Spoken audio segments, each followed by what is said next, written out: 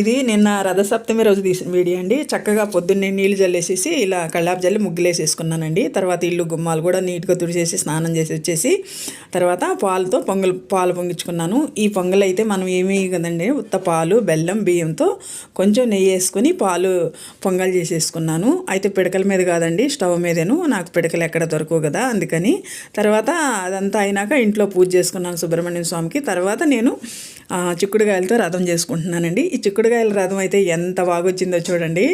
తర్వాత గంధం కుంకుమలతో అలంకరిస్తే భలే అందంగా అనిపించిందండి. బయట రథం ముగ్గు వేసుకొని ఆ ముగ్గు మీద పీట పెట్టుకొని చక్కగా క్లాత్ పరుచుకొని కొత్త క్లాత్, తర్వాత నేను జిల్లేడు ఆకులు పెట్టుకున్నానండి 7 గోధుమలతో ఎర్రవత్తులతో దీపారాజన చేశాను సూర్య భగవానుడికి.